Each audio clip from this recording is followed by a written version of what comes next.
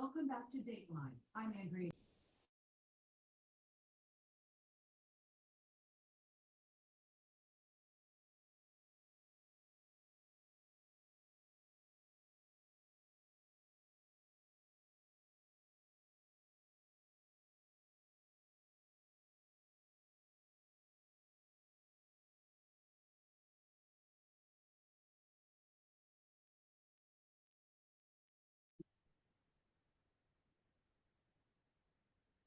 So we were all in the park with the here, so we. And then, yeah, everyone said they're free for that, so, yeah. How many cars did you buy? So.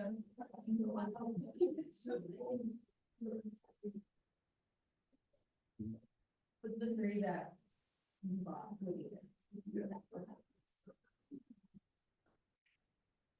kind of like full circle for you, Ryan, getting frogs.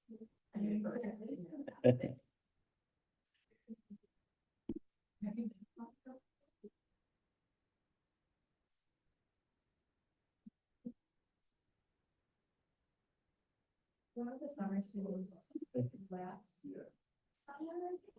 Maybe 2 summers ago. Bill, you're good. Are we ready then? I think we're good. Yeah.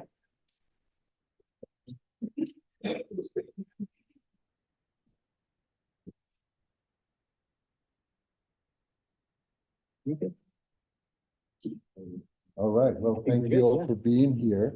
My name is Francisco Pellegrini. I'm here in genetics. And it's my pleasure to introduce Ryan Trevena on this Defense Day. Ryan came from did his bachelor's in the University of Minnesota, Twin Cities, where he got his bachelor's in genetics, cell biology, and development. I actually didn't know that, so that actually makes lots of sense. It must not have shown. You're good at all that, so that's great. He got he got the Dave Larson Merit Fellowship. And he also got a top undergraduate research fellowship, which goes to 1% of the applicants. So,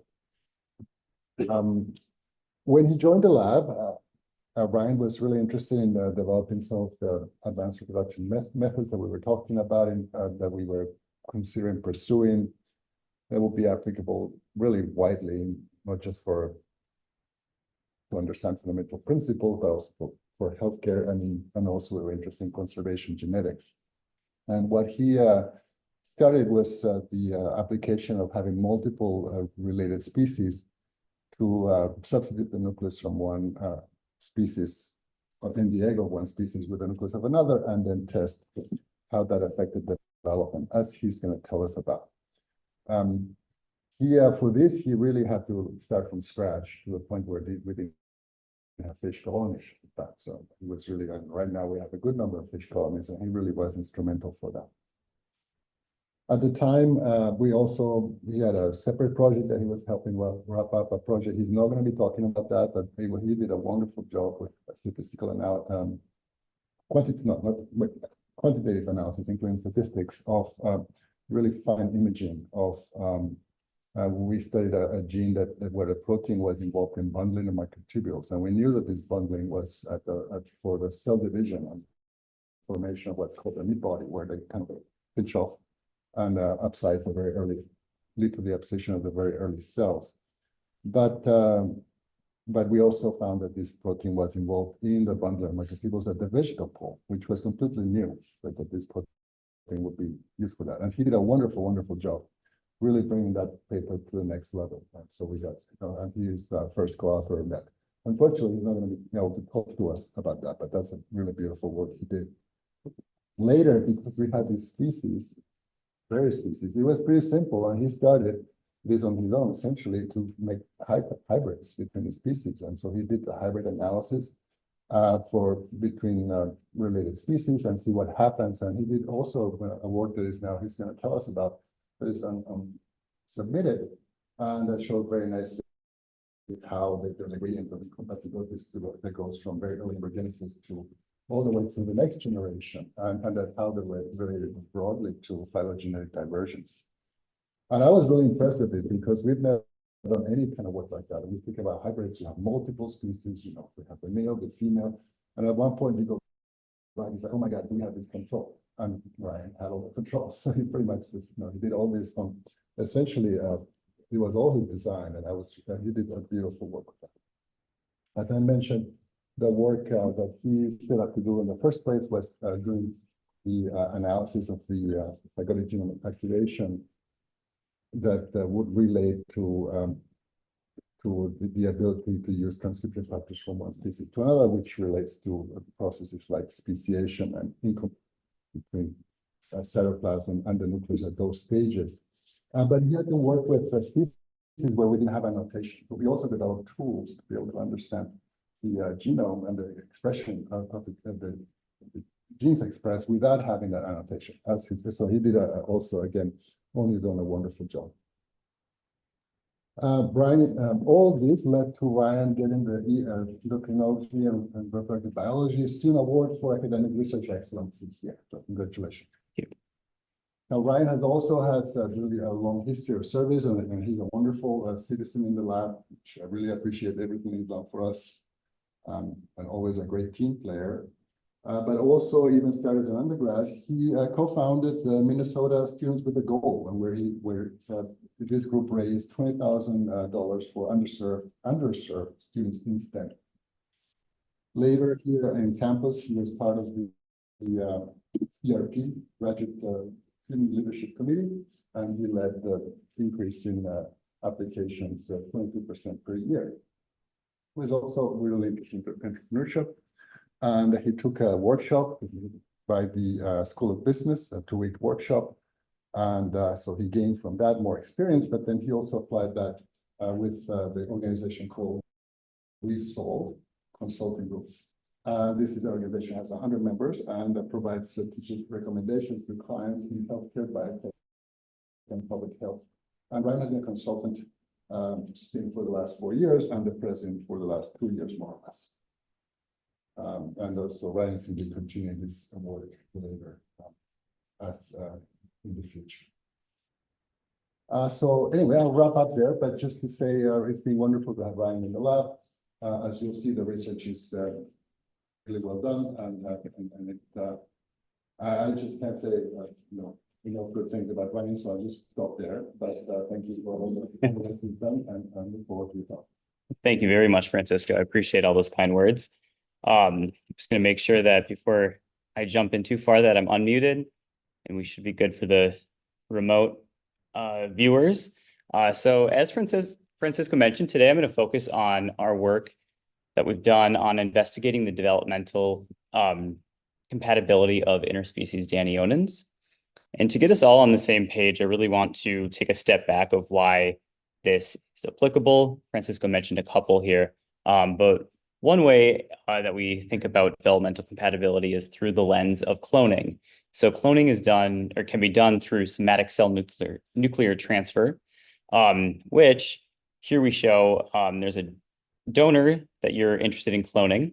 You can take the nucleus from a somatic cell, which is in red here, and transplant that nucleus into an enucleated egg of another animal. So there's 2 sheeps.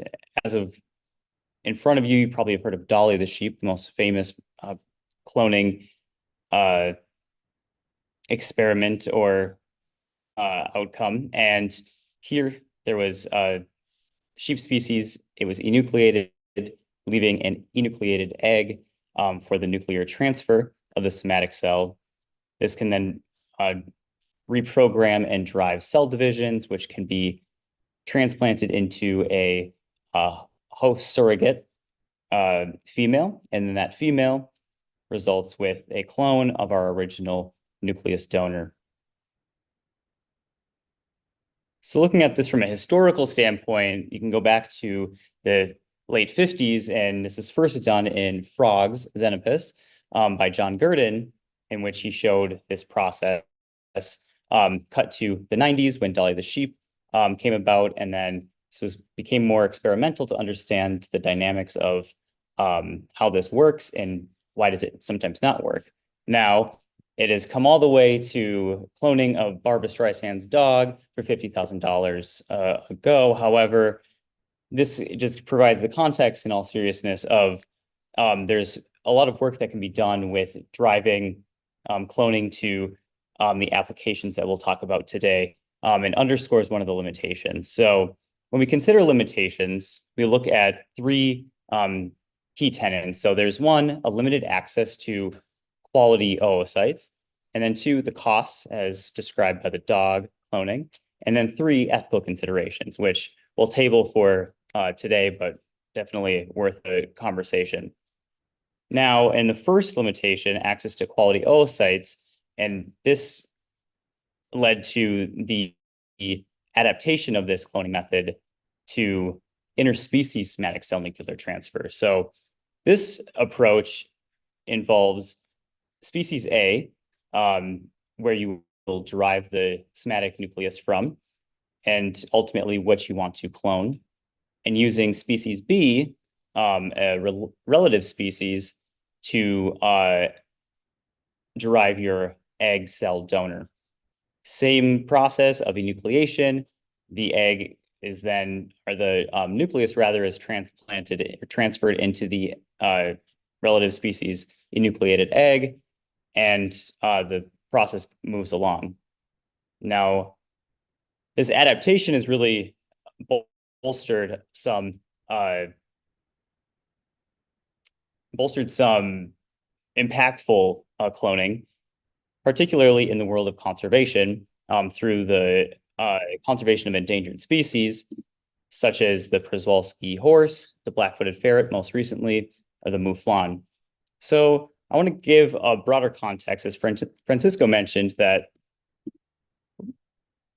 this can also be used for the generation of embryonic stem cells. So there's healthcare applications where this has been shown to derive human embryonic stem cells using a rabbit oocyte, as well as I mentioned, the conservation of endangered species. We particularly have interest in this conservation of endangered species as it's been shown to have some strong impacts, particularly here, for example, the mouflon being cloned via a domestic sheep oocyte. Again, there are limitations to this, and the particular one that we're interested in is there's low reproductive and developmental efficiencies that are relative to, or tend to be relative to, phylogenetic relatedness and interactions between components within the egg that are already preloaded, and those components in the egg, we refer to them as maternal factors, to reprogram and drive cell division of this nucleus from a relative species. We'll dig into it a little bit further to make it more clear. From a broader context, we look at what are called post-zygotic isolation barriers across evolutionary time. So these barriers are the result of accumulating molecular incompatibilities as species divide, or species, as speciation occurs and species diverge. So from an ancestral state, you get a closely related species and then some more distantly related species as those accumulations compile. Now, if you were to go and transplant the nucleus of the closely related species into the egg of a donor egg, then we ultimately can derive developmentally successful clones. Now, when doing so with distantly related species, this often ends up with developmental defect or the lethality of the embryo. How we think about this is across evolutionary time. So these molecular incompatibilities are the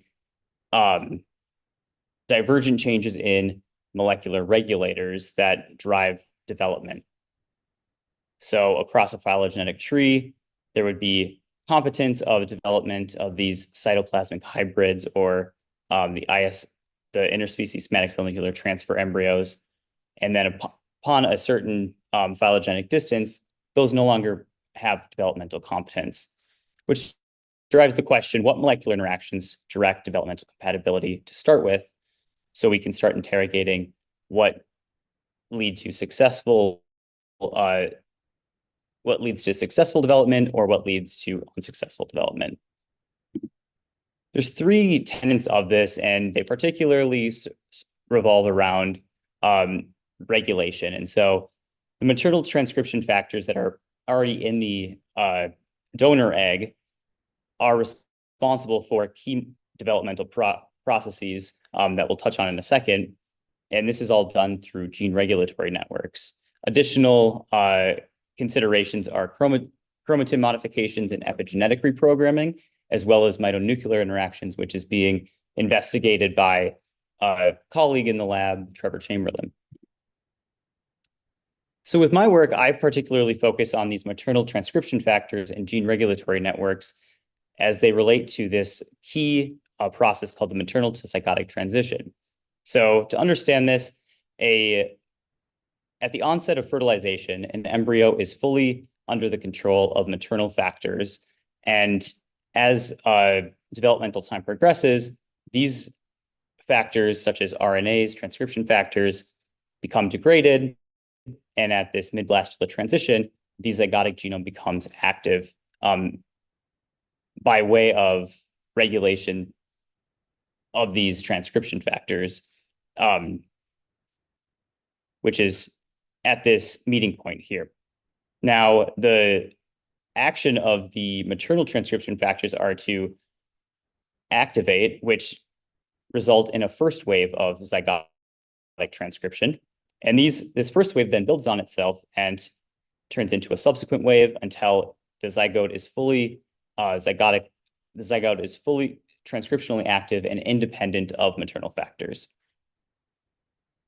So bringing it back to our concept here of ancestral state, we know that this crucial developmental process is key in intraspecies, so not even within an interspecies context. However, it becomes particularly relevant because maternal factors are of a different species to the interactions of the nucleus that has been transferred into the enucleated egg. So again, there's closely related species that can result in successful development, distantly related species that result in developmental failure. And this we know in part is through the misinteractions of the maternal transcription factors on zygotic transcription, particularly with that first wave of the zygotic genome activation. So in species 1, these transcription factors no longer interact with the maternal transcription factors in the same way. Species 2, same here. Thus, in an interspecies context, these interactions no longer communicate appropriately and result in the failure of developmental progression. So we see this and are interested in looking at it from a systematic standpoint. How does phylogenetic relatedness correspond with developmental incompatibilities, and what molecular regulators are involved? We use the Danionin family, which includes zebrafish, to do this because of a few reasons. One, just that we have a developmental model at our hands. So we already know a lot about the developmental outcomes of zebrafish. Thus, there are also a plethora of established developmental tools that we can use, for example, in vitro fertilization. And the Danionin lineage provides a range of phylogenetic relatedness from closely related species to more distantly related species along evolutionary time. To put it together, as I mentioned, we're looking across evolutionary divergence. There are changes in key early embryonic factors. These build that lead to increased aberrance in first wave zygotic gene regulation, which result in developmental incompatibility. That brings us back to our investigation of development and compatibility of interspecies Danionins, which is going to outline the work that I've done during my time in the Pellegri lab. First, we'll outline the development across Danionins at baseline in an intraspecies context. Then we'll look at developmental and reproductive outcomes of interspecies hybrids through several stages of the hybrid's life. Then we'll discuss the novel methods that we've developed for the production of haploids in interspecies hybrids. We'll discuss those developmental outcomes of interspecies hybrids across species representative of phylogenetic distance to zebrafish.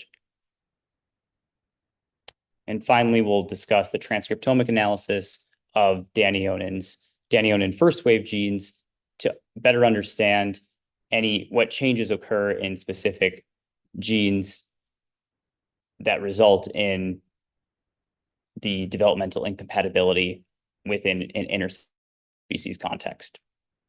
So to jump into the hybrids, but first the Danionins across a phylogenetic distance, we look at this subset. So first we have Danio rario zebrafish. Next, we would have Daniochaethid, which is 6.5 million years since the most recent common ancestor. Our intermediate species, Danio elbolineatus, more distantly related to Danio rario is Danio margaritatus, however, still intragenus, so within the Danio genus. And then our intergenus sister species is Divario aquapinatus, or giant Danio. So as I mentioned, I want to first lay out the development of Danionins from baseline.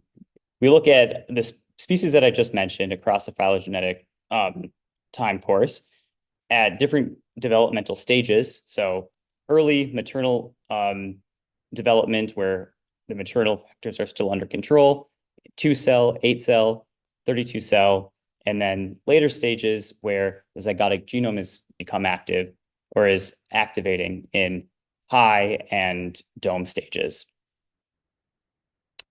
What we looked to do was trace developmental timing of the different stages to understand if the developmental features as well as developmental timing are conserved across Danionins. We did this by time-lapse imaging. So we traced 2 embryos, one of zebrafish as our control, and then the other as a relative species under microscopy, and then measured our, through a program called Self-Profiler, the contours of these cells across the time lapse. Now, images were taken every minute, which ultimately mean that our images at image 1 would be at 1 minute, and then image 45 would be at 45 minutes. What we can do with this is then lay out the timing of development based on the sequential images that are traced by the cell profiler. So what the cell profiler is doing is identifying distinct cells. So you can see in image 1, there's just 1 cell here, and then image 45, there are 2 contoured cells as seen above, and then subsequently image 60, the 4 cell.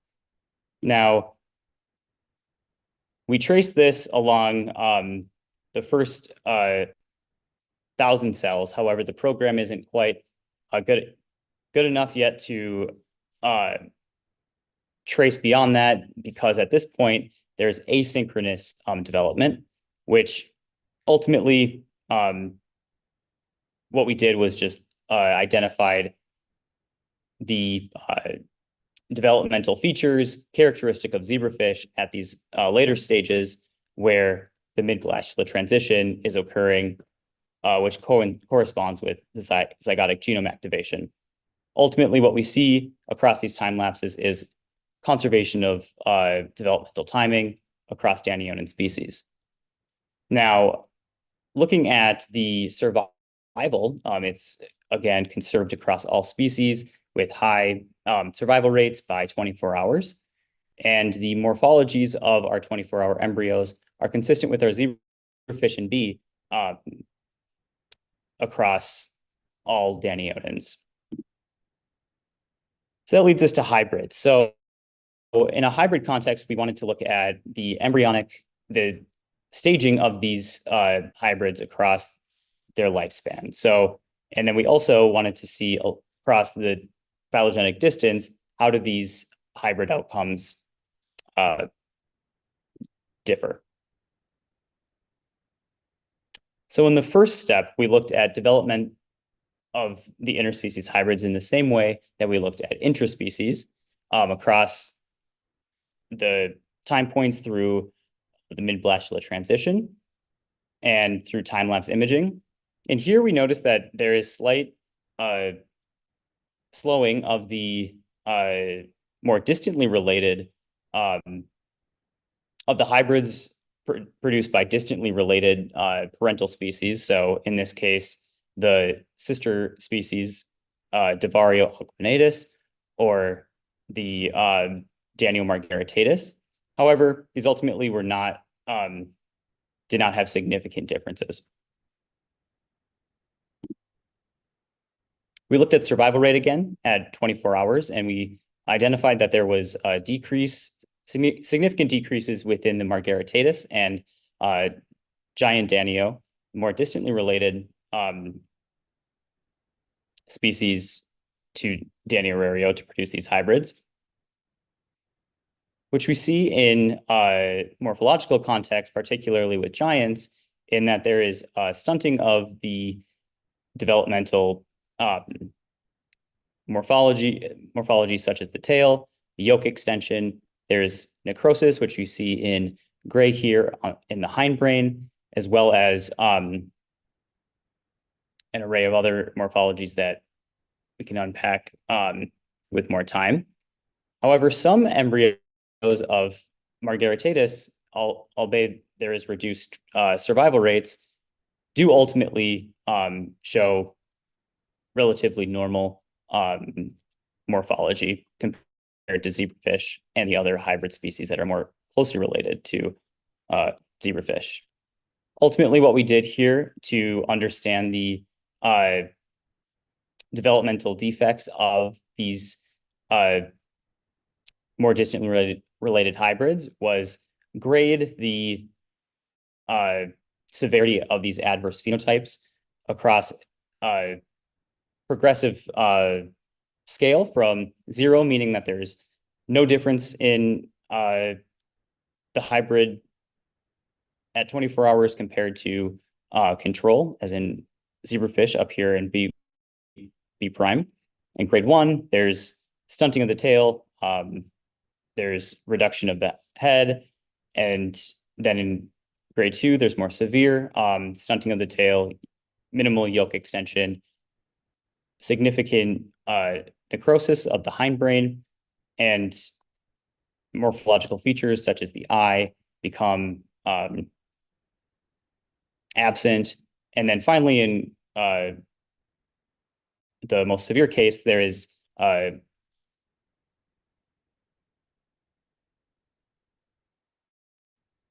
indistinguishable axes in the anterior posterior ends of the embryo, and they ultimately are remain in a sphere-like state with significant necrotic cells above. All of the Daniochaetha and Danio hybrids show consistent morphology with the control, Danio, whereas consistent with the survival rate, Danio margaritatus and giant show a range of these morphological features or severe phenotypes, more significantly in giant Danios compared to Danio margaritatus. So beyond the embryonic stages, we looked at juvenile growth. We wanted to see, out of the embryos that develop past 1 day and into the juvenile stages, how do they continue to grow? Now, what we ultimately find is that throughout the larval to adult stages, there is variation in the growth rates. which we can see here where some fry are normal, consistent sized with the Daniel and some are much smaller, which we ultimately quantified across each time point and for each species. There was significant reduction of the average body lengths at every stage of, or there was significant difference between the variation among growth rates at every stage among the interspecies hybrids compared to our control here in black. What we see from adult Danio hybrids are consistent pigmentation and overall morphologies of our maternal contributor, the zebrafish. However, this is just more or less to show what a adult hybrid looks like across Danionans. Of these adult hybrids, we were interested in understanding sterility, as this is a key tenet of hybrids, in that their sterility and infertility becomes a predominant outcome. We measured testis size across the adult males, and we saw the most significant reduction of testis sizes in our most distantly related Danio margaritatus, and we measured those both relative to our zebrafish control as well as intraspecies controls of the relative Danionans. Again, or in addition, we looked at average fertilization rates of the different hybrid males, and what we found was that there was fertilization rates. There was fertilization among Danio hybrids, whereas although lower than control, when we tried to, this is a backcross to Danio, whereas there's negligible fertilization in both Danio albliniatus hybrids as well as margaritatus. Now, we were interested to understand the dynamics of the sperm as it relates to fertilization. And one way to do this was understanding a live dead stain. So are the sperm alive to actually fertilize? We looked at this through eosin and nigrosin. Ultimately, what we're looking for is that there is no pigment within the head of the sperm, as you see in D prime here in our control, which indicates a live sperm. And then in E here, the pigmented head of a sperm, and this is within the context of albliniatus hybrids, indicates a dead sperm. We counted these, and overall sperm counts were lower as in relation to phylogenetic relatedness, and there was increased dead sperm among our hybrids compared to controls. So we looked at morphology of these sperm, and we found some interesting outcomes within the tail, particularly. The length of hybrid sperm were shorter and more variable. And the width, not as much affected. And interesting finding was that we found these breaks in the protein standing here in green along the sperm tails of hybrids, perhaps indicative of breakdown of the sperm integrity, which could result in the sperm's lack of ability to swim and ultimately fertilize an egg. Finally, I'll touch on the backcross progeny from those Danio that I mentioned. And what we saw was that of these, of the progeny that are of the fertilized embryos, among these backcrossed fish, apologies, we see indistinguishable morphology between 24-hour or 1-day post-fertilization embryos. And yet in juvenile counts, the F2 backcrossed hybrids show reduced fitness along the juvenile stages. Ultimately, no adults are produced from these F2 hybrids. So what did we learn? The developmental defects and embryonic lethality coincide with phylogenetic relatedness. There is juvenile growth variation among hybrids. The adult male Daniel hybrids show a reduced testes, reduced sperm count, lower sperm vitality, and ultimately sterility, which correlates with phylogenetic distance of hybrid paternal species. Finally, in the F2 back crosses, as I just mentioned, there's reduced fitness throughout the juvenile stages. So that's the hybrid context. And now we are interested in producing hybrids at a higher rate than we could with traditional methods of using irradiation by UV. So with this, we looked at adapting our method for a new high throughput approach, which is ultimately something that we found through linear particle accelerator irradiation, which uses X-rays. The overview here is that we extract eggs from our females.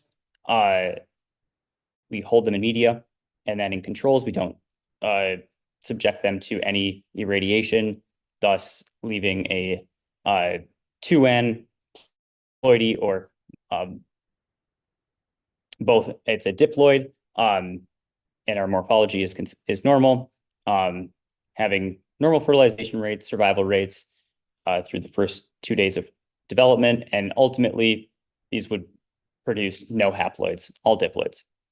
In the irradiation methods, we looked at UV plus the use of a chemical called sorolin, which intercalates the DNA, which has been shown in frogs to improve the outcomes of enucleation. Which the goal is to produce haploids. These haploids show adverse morphology, and we'll discuss the outcomes here in a second, so I won't belabor the point. Finally, we show the contrast of LINAC irradiation, those X-rays, to produce these haploids, which produce a less severe phenotypes. We looked at the fertilization and survival of embryos generated by both irradiation methods. So with UV and LINAC irradiated embryo eggs, this leads to reduced fertilization with increasing dosage, as well as decreases in survival rates. However, we see a plateauing here in our LINAC irradiated, where we see consistent down trend in our UV irradiated in survival rates. When we look at morphology, we identify that LINAC irradiation effectively yields high rates of haploid embryos. We show that through the use of a pigment identifier. So in diploids, there is pigment of our 48-hour embryos. These were non-irradiated. And then upon irradiation, the use of pigment mutation, which results in the lack of pigment at 48 hours here, is observed in haploids. So what we see is that in our UV irradiated, there's in our more higher doses past 63.75 millijoules per centimeter squared, it surpasses this 70% threshold. Whereas in our LINAC, we get outcomes that much surpass the 70% and reach 90% with our dosage above 3,297 monitor units, which we can dig into how that's calculated maybe later. We were interested to then understand the developmental phenotypes of the embryos resulting from these LINAC irradiated eggs. In the UV, using the UV methodology, we see a split. So how we quantified these were in three ways, are qualified in wild type, which we see in control universally. We then see a characteristic haploid syndrome that is defined within zebrafish, and then developmental defect where there's severe adverse developmental phenotypes, again, showing that reduced tail, minimal yolk extension, lack of morphological features such as the head, eye, and additional attributes. Ultimately, what we found was that UV irradiation methodology shows higher rates of developmental defect and lower rates of haploid syndrome among the embryos at 24 hours compared to our LINAC irradiated embryos derived from LINAC irradiated eggs. So this ultimately leads us to generating these interspecies hybrids. So at the very beginning, we were interested in understanding the interactions and developmental outcomes of the interspecies somatic cell nuclear transfer embryos. In our surrogate method or our model method here, we don't transplant a nucleus. However, we use relative species to fertilize enucleated eggs to produce a haploid. So in an intraspecies context, we would irradiate and it fertilize. That produces an androgenic haploid. And then in the interspecies context, we irradiate, fertilize with a relative species, and that provides an interspecies cytoplasmic hybrid. The components of the cytoplasm, such as mitochondria, maternal factors, are of a different species than that of the sperm that's fertilizing. The developmental outcomes from these experiments are compared to a developmental or diploid control. So again, there's conservation of our one-day morphology and survival rates at 24 hours. And in interspecies hybrids, there are a range of developmental outcomes based on control androgenetic haploids compared to interspecies hybrids of Elboniatis, the intermediate phylogenetic relatedness to Danierario, and our intergenus species, Divario aquapinatus, most severe phenotypes. Now, comparing UV to LINAC, we identify improved phenotypes that of these haploids, where we see increased tail extension, for example, in Elboniatis, and increased definition of morphological features, including the head, the eye, although still seeing some adverse phenotypes here of necrosis and lack of yolk extension. Ultimately, we see in giant the most severe phenotypes, slightly improved with LINAC. However, at this point, there is significant reduction of fitness among these embryos. So how do we know these are hybrids? Ultimately, I'll go through this pretty quickly, but we used PCR design of species-specific primers for the DNA of either our interspecies hybrid compared to our androgenetic control. In this, we identified that there's no PCR product, so the primers can amplify the DNA in Danierario haploids using Daniel Elboniatis design primers, and it can in the Daniel Elboniatis hybrids, same with giants. We took it a step further and used what's called endpoint genotyping or LNA genotyping, and have probes designed to specific SNPs within a desired gene, and the process of these species-specific probes identify these SNPs based on design in either our cybrid or androgenetic control. In how it's designed, the fluorescence is attached, and either for a certain single nucleotide polymorphism, it would identify green by machine, and in Dani-Orario, their sequence is identified by red. What we see is that androgenetic controls and diploid Dani-Orario are identified here with red fluorescence, and then in relative species compared to, in this case, L. lineatus control, diploid control, we identify green fluorescence, and then a negative control where no probe is used. There's it's indifferent. So to conclude all of this, what we sought to do was improve the output of haploids using X-rays instead of UV, based on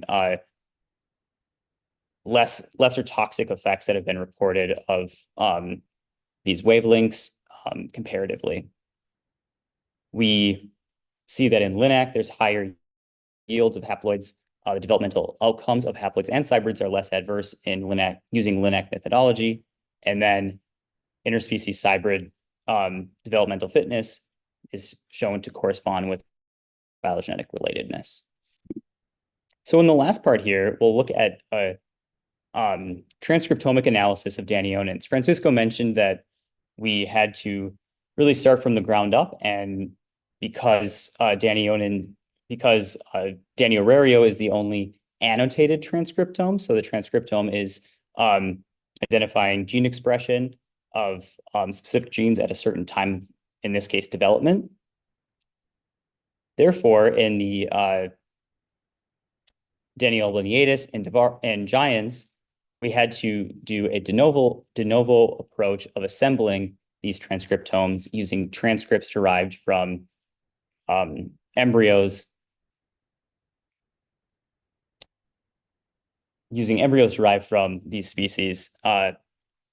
Ultimately, I won't bore you with all of the details of this pipeline, but ultimately we collect embryos from either Daniel lineatus or Daniel aquapinatus at a range of time points. So 2-cell identifying maternal transcripts, 1,000 cell. This is the transition period from maternal to zygotic, and then dome, which is a fully zygotic, zygotically independent embryo stage. We did this across 2 different treatment groups, which I will get into in a little bit of how we utilize that.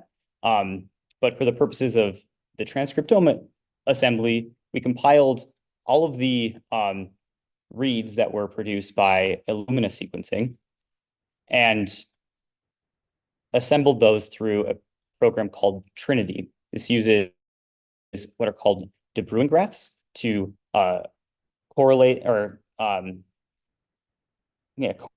correlate the identified transcripts into a full transcriptome. You can think of like a Lego building block. Ultimately, what we had to do was take the assembled transcripts in a line and make sense of them, which we did through using what's called read alignment and using relative species references like zebrafish to identify what transcripts correspond to what genes and what genes correspond to what proteins. So in practice, we did a quality assessment of the de novo transcript assembly. We looked at the transcript lengths by way of XN50, which is commonly utilized for assessing the overall completeness of de novo transcriptome. What we're looking at is the peak here, which identifies the at 90% the length of contiguous transcripts. So from this, we were able to identify in both species around 2,700 base pairs in our contigs, representing 90% of our transcriptome. And what's more, in a next step of quality assessment, we looked at orthologs. So using a database of Actinopterygii, this is ray-finned fish, there's a database of single copy orthologs, which we can use as a reference for our transcripts, of which around 90% were complete, which is good, compared to fragmented or missing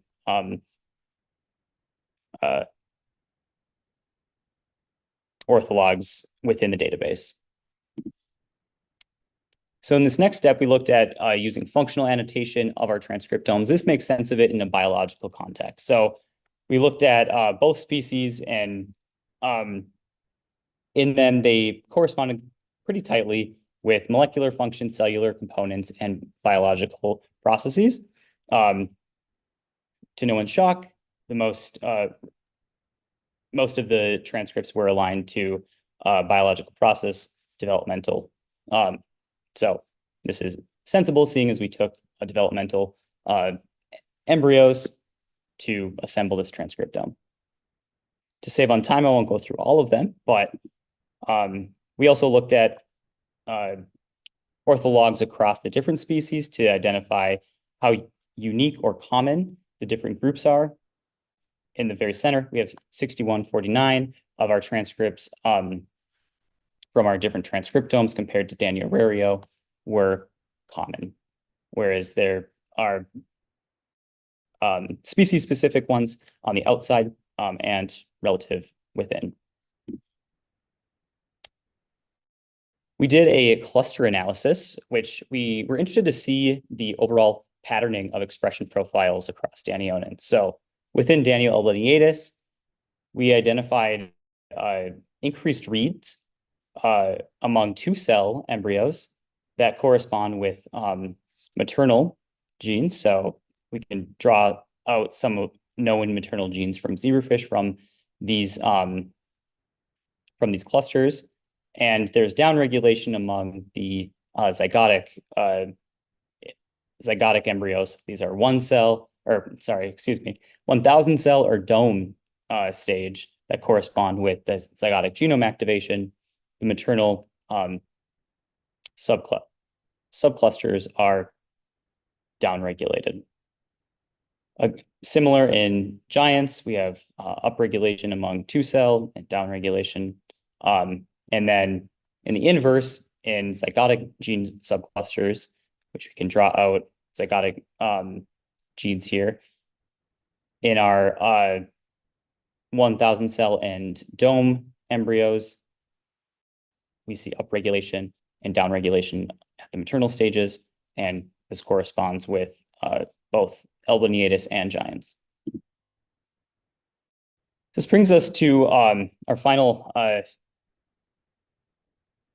experimental design, which is to draw out that first wave gene expression. So we identified that the first wave gene expression is crucial to embryonic development or progression of embryonic development.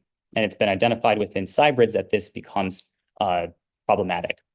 So to do this, I mentioned these 2 treatment groups. So we have a control, which we treat with DMSO, and our drug treated, which is treated with isoginketin, which is a spliceosome inhibitor. The drug design here is that maternal factors are responsible for activating the first wave zygotic genes, whereas the zygotic subsequent waves are activated by zygotic transcription factors. So in a building effect, this first wave then leads to the subsequent wave. Well, if we inhibit the splicing of zygotic transcription, we are able to identify by comparing the control and drug treated to draw out only first wave zygotic genes comparative to subsequent wave zygotic genes. It'll make a little more sense as we look at some heat maps. So the pipeline here is that we take raw reads, we align them, we annotate them for abundance, and then we do differential expression analysis to ultimately visualize differences and consistencies among the first wave expression profiles. So identifying the first wave here using the drug-treated and control. In a control, we don't have that inhibition of the spliceosome. So splicing of introns, which leads to transcription, is able to progress normally, which we see in the total or the transcript per million count here, identified by green color. Compared to in the isoquinquetin, these zygotic genes, there is downregulation of a slew of genes, while there's upregulation of some. Is upregulated would ultimately be identified as the first wave zygotic genes. So they're unaffected by the inhibition, the spliceosome inhibitor, because they're being activated by that those maternal transcription factors. We did this in each of the 3 species, and ultimately what we looked for was a baseline of increase in TPMs, this transcript per million, of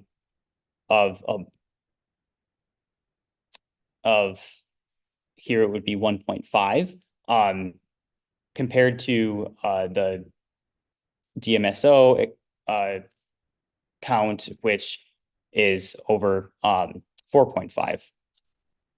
In the black here, we identify our first wave zygotic genes, and in the back were already identified and just used for context maternal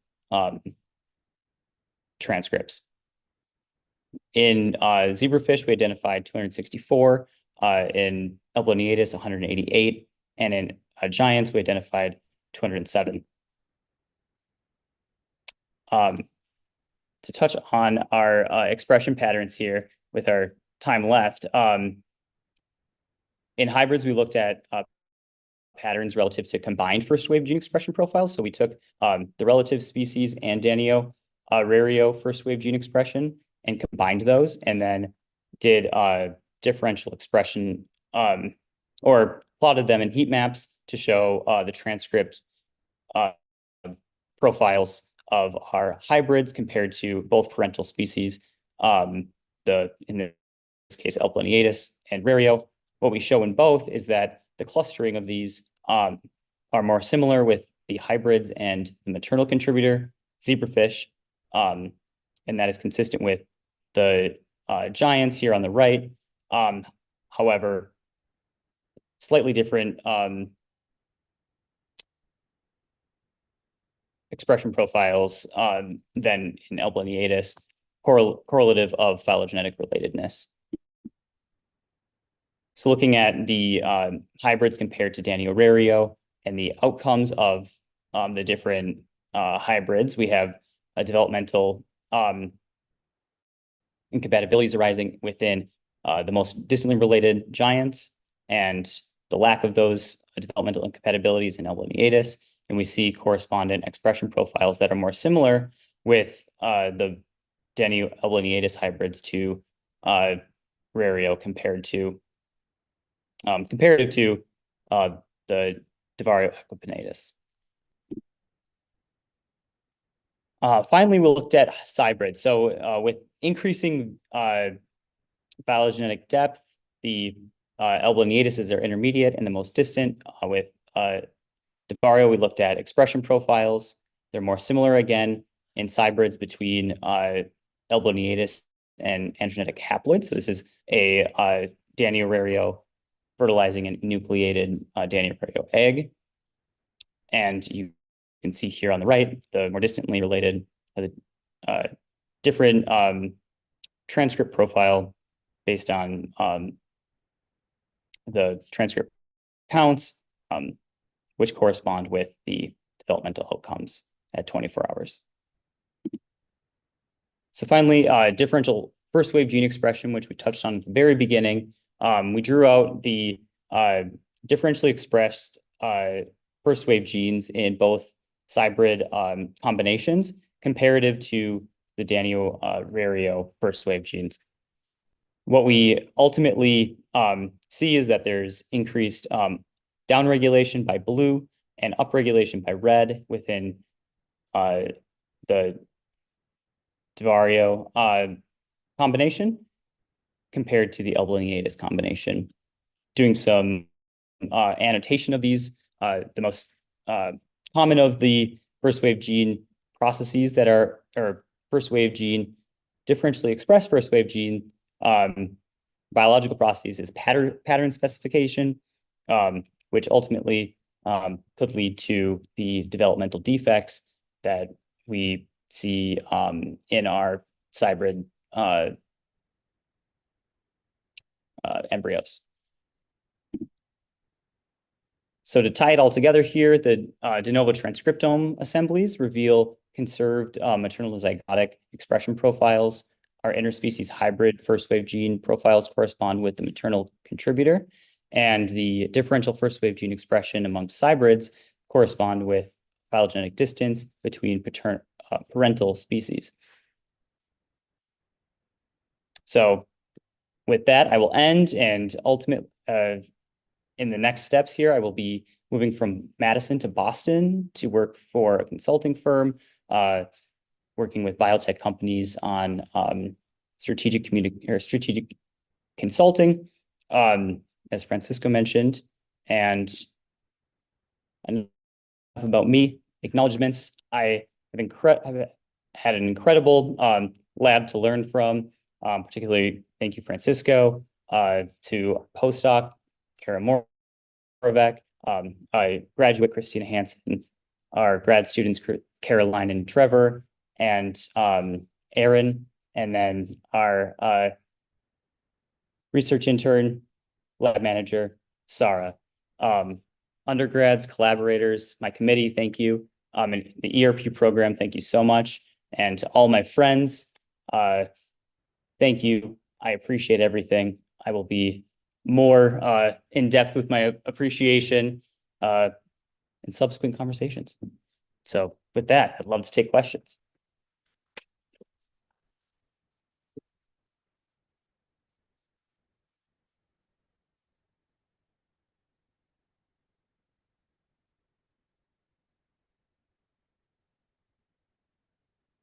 Caroline. I feel like you know what I'm going to ask, but it was the very first question we got from our first seminar together. What animal would you clone if you could? But let me also make it a little bit more academic. Based on the species that you showed, so we were talking about, you know, interspecies incompatibilities, which of those would you clone and expect to be successful as well? And which would be your favorite Daniel to clone? So I guess two questions. Well, I'll start with the favorite animal and what would I go for. I really love the idea of using this approach for sponges for coral reef reinvigoration. And to get to your second question here, the Danios, I think Margaritatus is a very interesting one. Both, it's a very cool looking fish, and it shows developmental incompatibility. So there's a lot of opportunity to use some genetic modifications to maybe augment the developmental outcomes. Would that clone work right now if you did somatic cell nuclear transfer with a oocyte from a zebrafish? So we have not done that, but I presume presume that it would be developmental defective based on what we see in L-lineatus, and Margaritatus is a step further into the phylogenetic tree. TBD.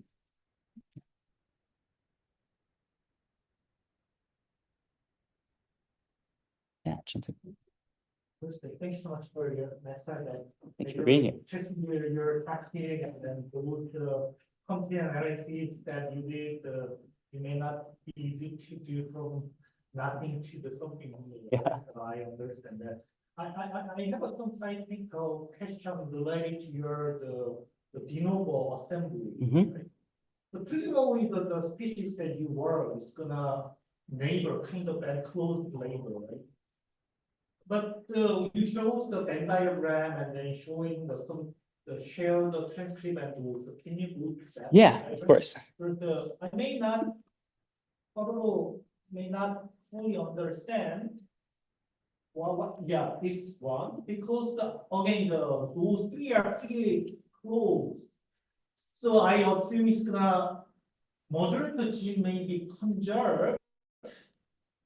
However, this data suggests only 6,000. What that mean though, the why there's a very low number of the common gene three species, right? Yeah. So can you explain a little more detail to what this Venn diagram indicated and that's what this means? For sure, yeah. So I glossed over this a bit, but this is so ortholog groups. So these are larger groups of clustered orthologs, and the this is relative to the to that actinopterygii database. And so the center here is where the ortholog groups are common or the same. So this is smaller because of the fact that there is overlapping of the three species where they're looking at complete overlaps, whereas there's quite a few more between like Giants and Danurario here with only 15 or with 15,000. So there tends to be, when adding multiples of the species, a lower number in that center. However, I meet you on perhaps a lack of complete knowledge on why that would be so low, because they are relatively closely related overall. But yeah, I mean it's a perhaps a non-answer to your question, but I think it comes more down to the fact that it's the ortholog groups and the groupings might be different of the clustering. And I think perhaps because our Divario and Elboniatus are de novo transcriptomes, they presumably are not perfect. So I think there's, ultimately this kind of indicates that there's, room for increased read depth to improve that overall transcriptome completeness and specificity, if that makes sense.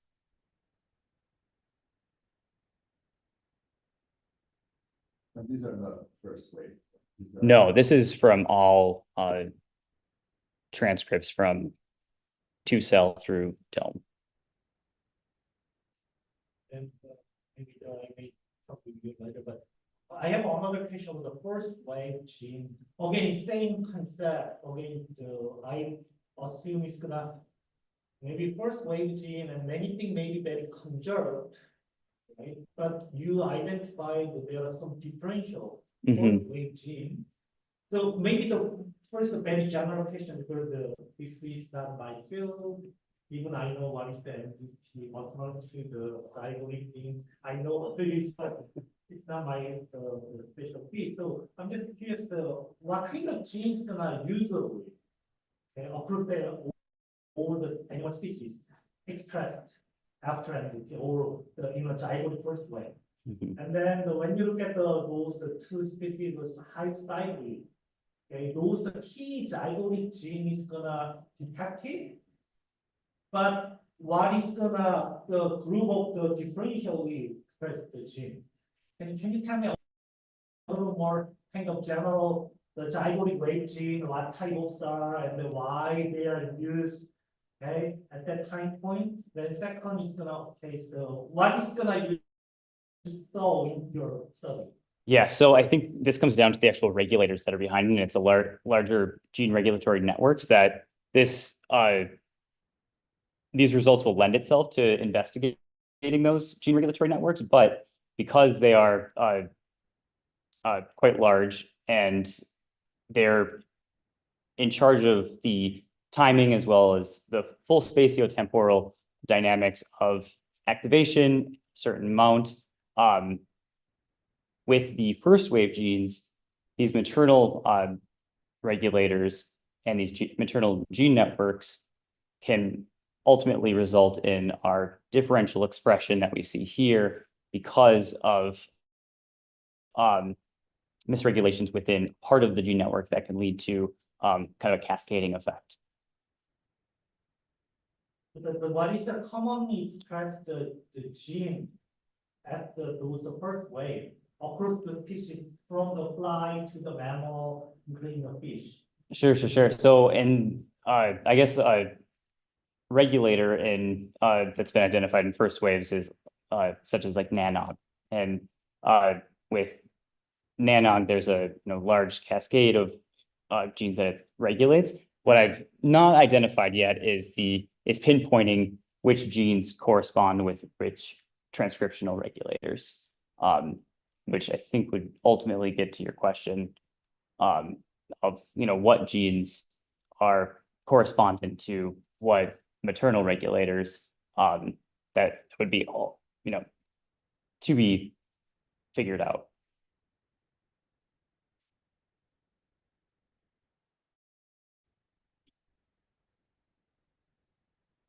Yeah. One base from there we go. I'm gonna try. So you did a somatic nucleate, you collected somatic nuclei from species A, transferred them to sex. What if you did the reciprocal and you compared across divergent species? Do you think that the maternal factors are more tolerant of a divergent genome, or is divergent maternal factors more tolerant of?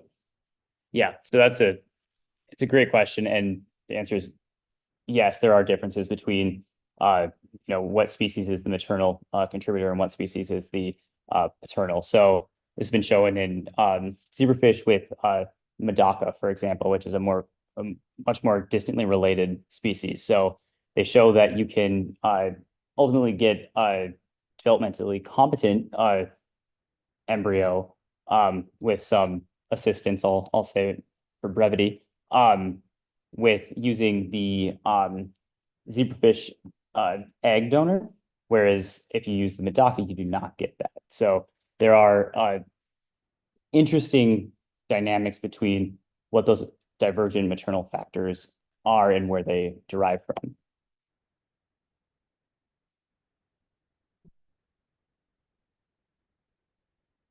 Aaron? In the beginning, in the background, you showed the divergence like a million years ago that they shared a common ancestor, is a phylogenetic tree. Yeah. I was just wondering how, like, we know that 6 million years ago they shared a common ancestor.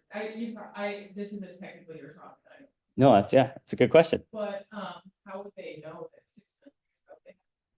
Yeah, so it comes down to someone that studies something way different than me, and they look at phylogenetic so they look at like a common gene and look at the divergence of that within divergence of those gene sequences of the common gene across different species, and then correspond with both the genetic or molecular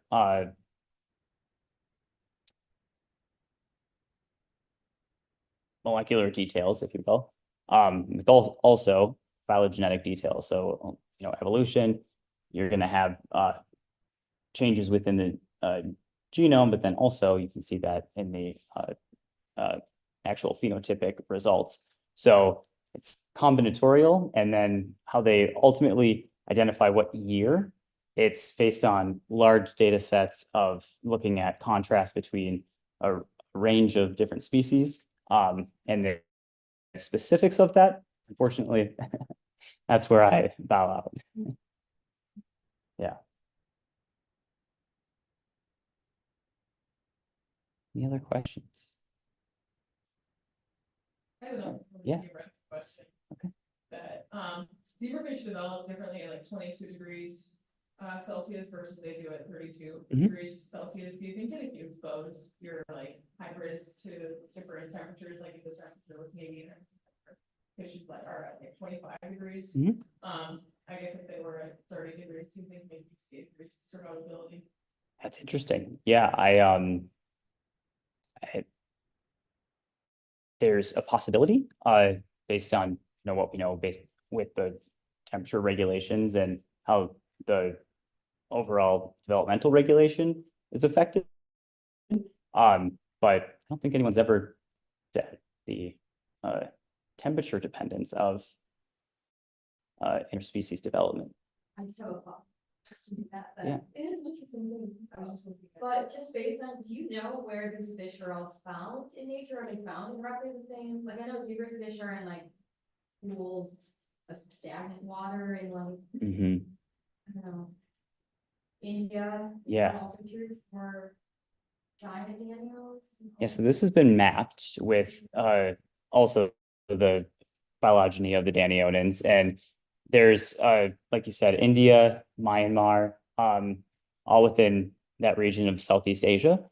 You can identify Danios, and they're from different locations that are very interesting with how they relate, both phenotypically but also genetically. So there's divisions that are interesting with land, like mountainous division between two different pools, where you can kind of trace back when that perhaps could have happened. So yeah, you can pinpoint where they're from. So they do have. Yeah, ultimately, relatively similar. But yeah.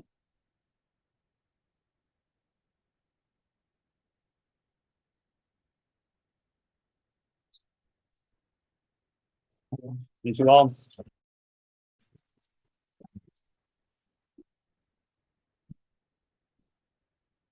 Which room are we going to? It's the third floor conference room right outside the elevator.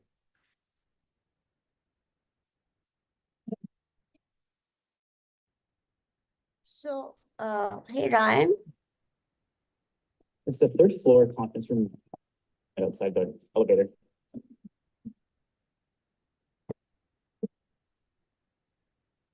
Hi, Shushmita. How are you? good. Will this the same Zoom link for the closed door meeting? I will be moving to a conference room. Sorry, it's really loud in here. Good. Will this the same Zoom link for Yes. the closed door meeting? Yeah, I will keep this Zoom open and then just move us to the conference room if that works.